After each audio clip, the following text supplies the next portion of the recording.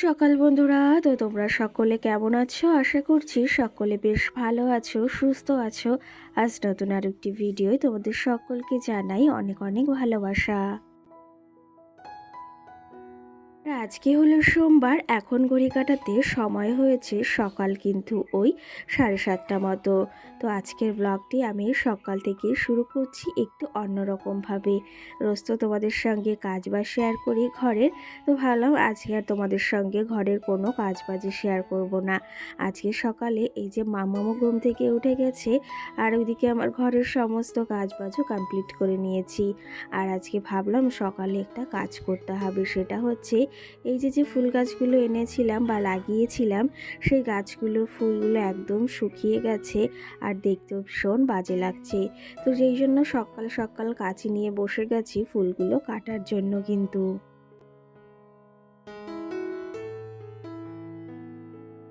সঙ্গে কিন্তু আমার মাম্মাম সোনাও আমার সঙ্গে সঙ্গে হেল্প করছে। আর সকালবেলা দেখেছো কেমন একটা জামা পরেছে, একদম ঝিকিমিকি। এই জামাটা ও প্রথম বছর বার্থডেতে পেয়েছিল আর ভীষণ পছন্দ ওর। তো আজকে বের করেছি, ভাবছি জামাটা একটু সেলাই করতে হবে। তো সেই ক্ষেত্রে দেখেছে আর দেখে কিন্তু ওই যে পরাও শুরু হয়ে গেছে। ভীষণ পছন্দ করে জামাটা। আমি যতবার লুকিয়ে রাখি সেই বের করলেই আবার সেই পরার জন্য ব্যস্ত হয়ে যায়।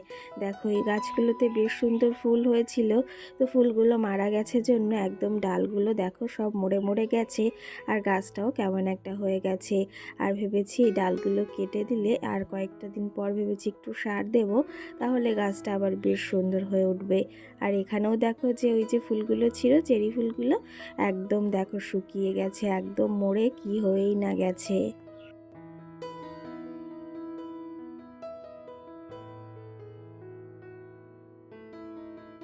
যখন এই ফুলগুলো একদম পরিপাটি ওই যে নতুন নতুন মানে বেরিয়েছিল, নতুন নতুন ডগা বেরিয়েছিল, তখন কত সুন্দর লাগছিল। এখন দেখো শুকিয়ে গেছে, কেমন দেখা যাচ্ছে।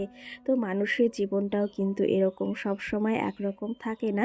যে কোনো জিনিস সব সময় একরকম কিন্তু থাকে না, সময়ের সাথে সাথে সব কিছু পরিবর্তন হয়। দেখো ফুলগুলো একদম শুকিয়ে হয়ে গেছে, কাঠ হয়ে গেছে। আর এইদিকে যে ওই যে হলুদ হলুদ সূর্যমুখীর মতো যে চেরি ফুলটা ছিল সেটাও কিন্তু শুকিয়ে গেছে, একটা কড়ি হয়ে রয়েছে ওই পাশটাতে।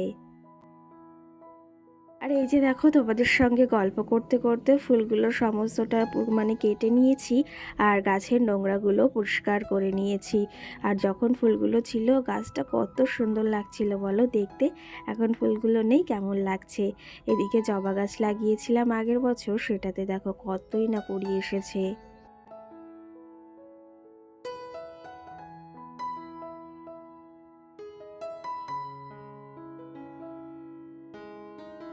এই জবা গাছটাতে কিন্তু ওই যে পিঙ্ক কালারের মানে জবা ফোটে আর দেখতে ভীষণ ভীষণ সুন্দর লাগে। তোমাদেরকে দেখিয়ে দিলাম গাছটা কত সুন্দর হয়ে উঠেছে, তাই না?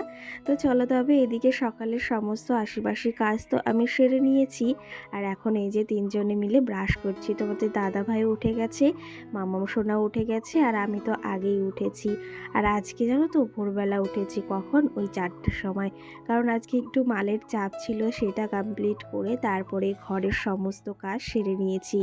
আর আমার মামাও সোনাও উঠেই যে ব্রাশ করছে, দেখো তিনজনে বসে পড়েছি পরপর ব্রাশ করতে।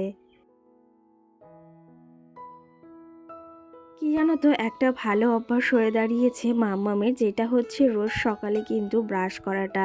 ওই যে ওর পাপাকে দেখলেই কিন্তু যে ব্রাশ নিয়ে বেরিয়েছে, ও কিন্তু ব্রাশ করার জন্য একদম উতলা হয়ে পড়ে। আর অনেক বাচ্চারা আছে জানো তো, ব্রাশ একদমই মুখে নিতে চায় না। তো আমার মাম্মাম সোনা কিন্তু একাই ব্রাশ করে। আর জামাটা দেখো, মানে একটা জামার ওপর আর একটা জামা পরেছে, আর জামাটা পরে কিন্তু বেশ মিষ্টিই লাগছে। জামাটা একটু ঢুল ঢুল, তবে ভেবেছি জামাটা একটু সেলাই করে দিলে বেশ ভালো লাগবে। আর তোমাদেরকে কি কি বলছে চলো একটু শুনে নাও। আর এদিকে ব্রাশটাও কিন্তু দেখো দিব্যি একা কি সুন্দর ব্রাশ করা শুরু করেছে।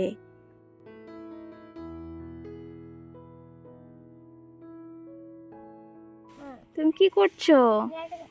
ব্রাশ করছো? এখন কোথায় যাবে ব্রাশ করে?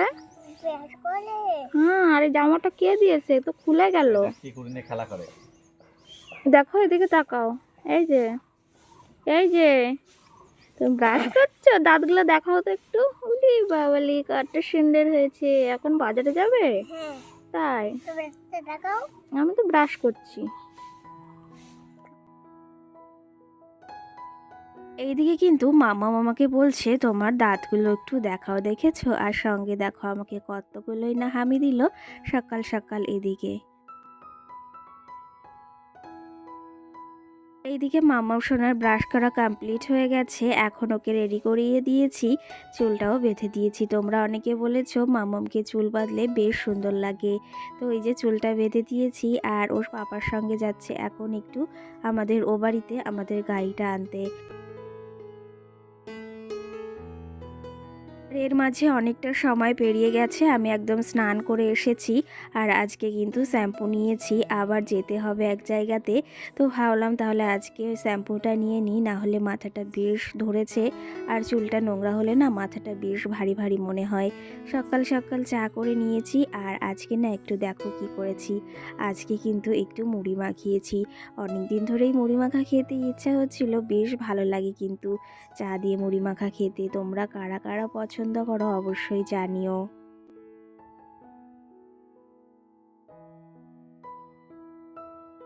সকালের সমস্ত কাজ সেরে নিয়েছি, আজকে ভেবেছি ইন্ডাকশানেই রান্না করব। তো ভাত তরকারি রয়েছে, ভেবেছি মামামের জন্য রান্না করব। আর সকালে আজকে তেলাপিয়া মাছ রাখা হয়েছে, সেটা আর তোমাদের সঙ্গে শেয়ার করা হয়নি।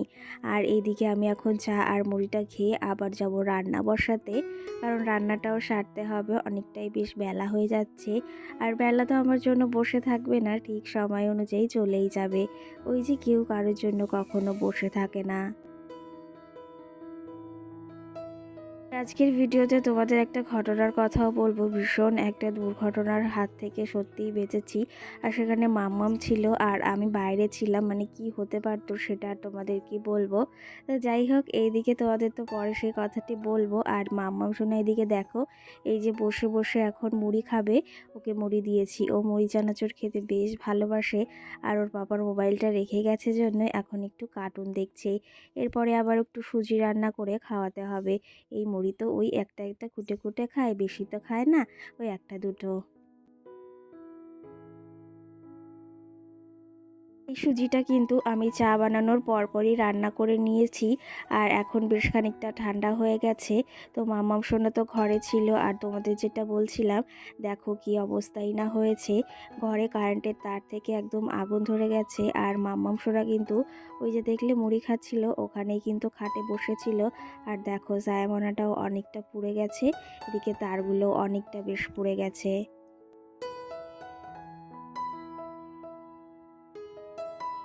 দেখেছো এদিকে ওপরের তারগুলো সমস্তটা পুড়ে গেছে। আর এই যে আমি আগুনটা কোনো মতে লিভিয়ে, আর পাশের বাড়ি একটা দিদি এসেছিল, সে লিভিয়ে এই যে কমেছে। আর এখন এরকম অবস্থা হয়ে রয়েছে, তোমাদের দাদা ভাই না আসলে এগুলো আর ঠিক করতে পারছি না। কারণ কি জানো তো, কারেন্টে আমার ভীষণ ভয় লাগে। আর দেখো বিপদ কিন্তু কয়ে ভুলে কখনো আসে না, কি অবস্থাই না হয়ে রয়েছে। আর কারেন্ট জিনিসটা এরকম এরকম করেই হয়তো প্রতিটা বাড়ি ওই যে প্রায় আগুন ধরে, তো সেই ক্ষেত্রে ভীষণ ভয় লাগে। আর এমনি না আমার কারেন্টে ভীষণ ভয়। আর ওই যে বিপদ যে কখন কোন জায়গায় কীরকম অবস্থায় আসবে আমরা কিন্তু কেউ কখনো বলতে পারি না।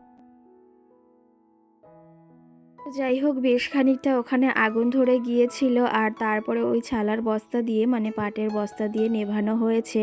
তো যাই হোক, ভগবানের অশেষ কৃপা যে কিছু হয়নি। আর মামা সোনা কিন্তু ঘরেই বসেছিল, তো সেই ক্ষেত্রে দেখতে পেয়েছি জন্য অনেক বড় বিপদের হাত থেকে রক্ষা পেলাম। না হলে কিন্তু আমি ওই ভাবছিলাম যে যদি একবার কিছু হয়ে যেত, তাহলে কিন্তু আমার পুরো একদম সাজানো গোছানো এই সংসারটা একদম তছনছ হয়ে যেত। এটা ভেবেই ভীষণ খারাপ লাগছে, ভগবানের কৃপা আছে জন্যই কিছু হয়নি, আর তোমাদের ভালোবাসা। চলো তবে, এই যে তোমাদের সঙ্গে আজকে আর কিছুই শেয়ার করছি না, মন মেজাজ ভালো নেই। আর এইদিকে এখন রান্না বসাবো, গাছে বেগুন হয়েছে সেগুলো তুলতে এসেছি। আর ব্লগটিও বেশি বড় করব না, কেমন লাগলো অবশ্যই জানিও। গাছ থেকে দেখো বেগুনগুলো তুলে নিয়ে এসেছি। আজকের মতো ভিডিওটি এখানেই শেষ করছি। সকলে ভালো থেকো, সুস্থ থেকো, আবার দেখাবে সুন্দর একটি ভিডিও। সকলকে টাটা।